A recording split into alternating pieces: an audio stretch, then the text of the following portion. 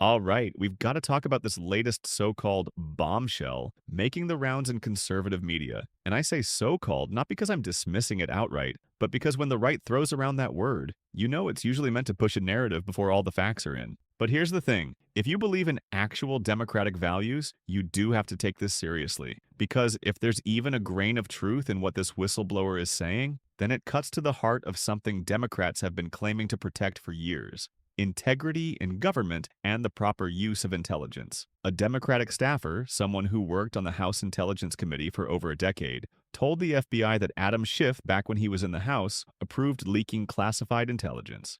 This was allegedly done to politically damage Donald Trump during the whole Russiagate saga, and supposedly to help pave the way for his indictment. The whistleblower apparently made this claim in 2017 and again in 2023. The Justice Department didn't pursue a criminal case, partly citing something called the Speech or Debate Clause, a constitutional protection that shields members of Congress from legal liability for certain legislative activities. Schiff's office is calling the claims categorically false and says that both the DOJ and an inspector general found the allegations unreliable. But, of course, that hasn't stopped the right from treating it as smoking gun proof of democratic corruption. If you believe in the rule of law and transparency and democratic norms, those principles don't suddenly stop applying when it's your side under the microscope. Democrats have spent years warning about the dangers of executive overreach, about the politicization of the DOJ, about abuses of classified intelligence for political gain.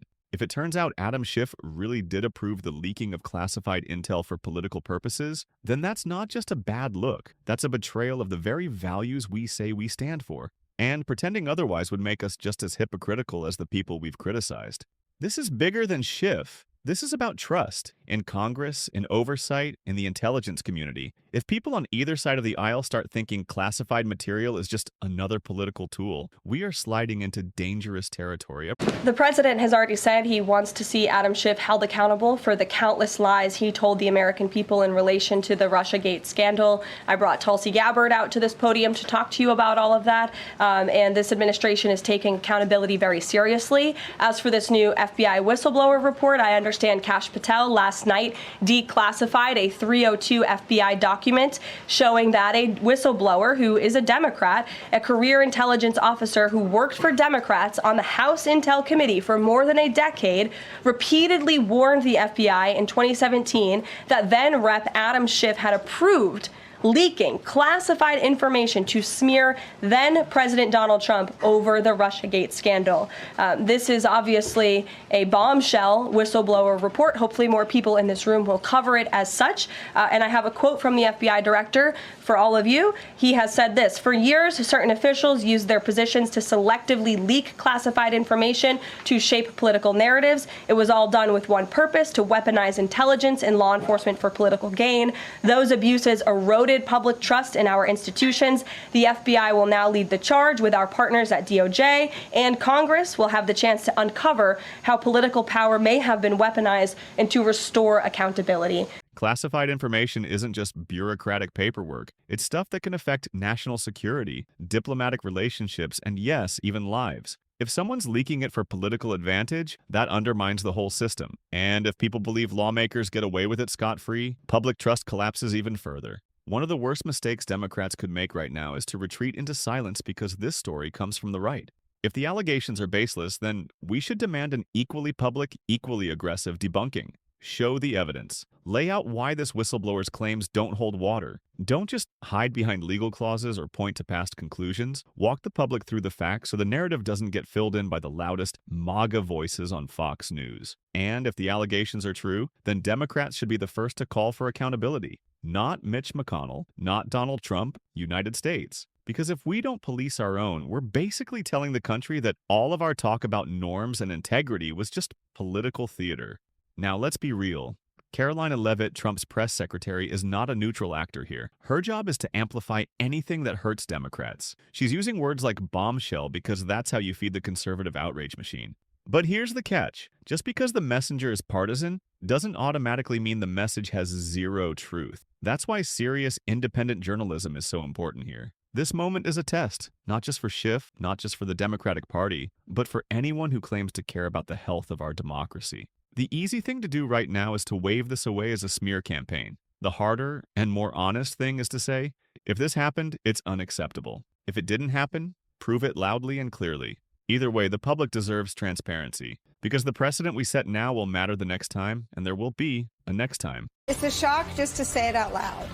There are boots on the ground in the streets of our nation's capital this afternoon, today.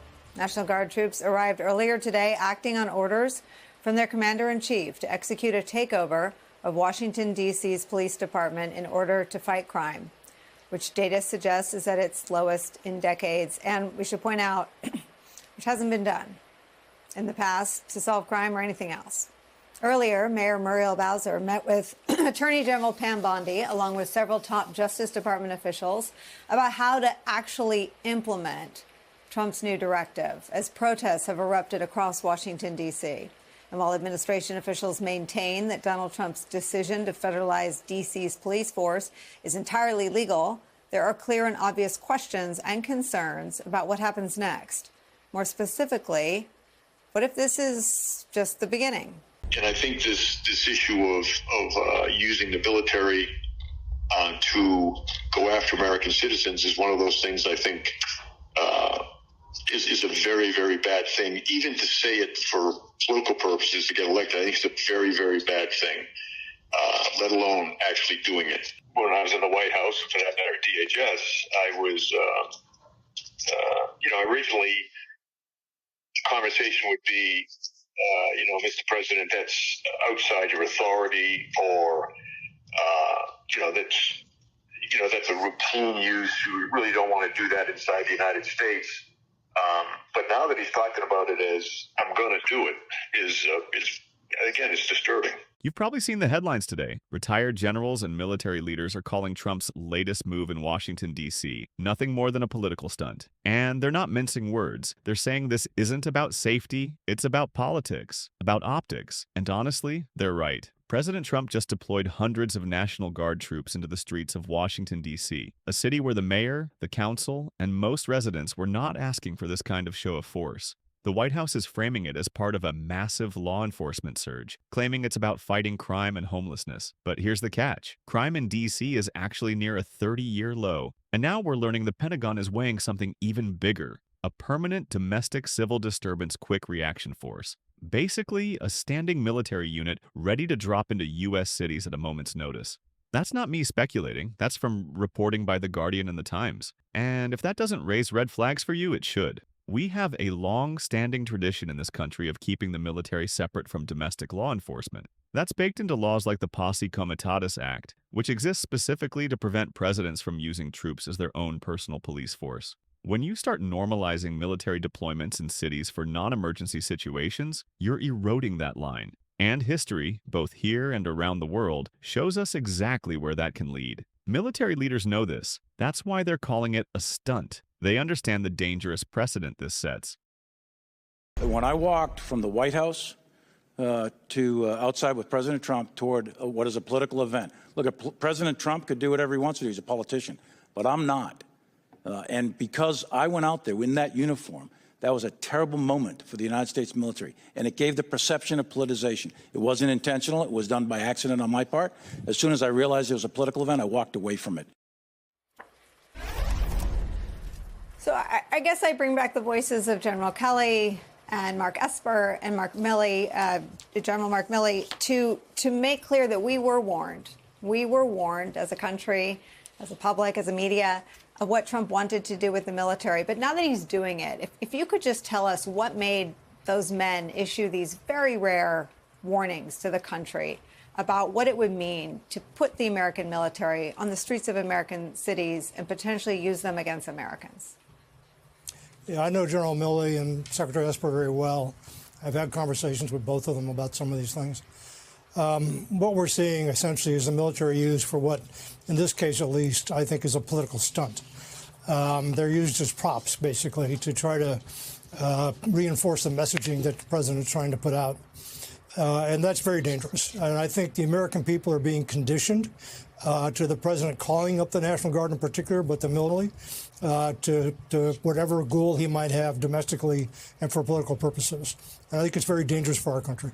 This isn't about safety. If it were, Trump would be following the requests and needs of local leaders. Instead, he's sending troops into blue cities over the objections of those leaders in the middle of a re-election campaign. That's not public safety. That's political theater. It's about sending a message to his base. Look at me taking control of lawless liberal cities. Except these so-called lawless cities aren't actually spiraling into chaos. The numbers don't match the rhetoric. This isn't happening in a vacuum. Remember, Trump has already deployed the Guard to Los Angeles earlier this year under similar pretexts. And now we're talking about a permanent rapid reaction force. Piece these moves together and you start seeing the architecture of something dangerous. A government that keeps military muscle on standby to push into cities when it wants to, regardless of what local governments say. So, what should happen now? First, Congress, yes, even the Republican-led House, needs to push for hearings on the legality and oversight of this deployment. Even if they won't, Democrats in the Senate can use committee powers to investigate. Second, the media has to cover this as more than a partisan spat.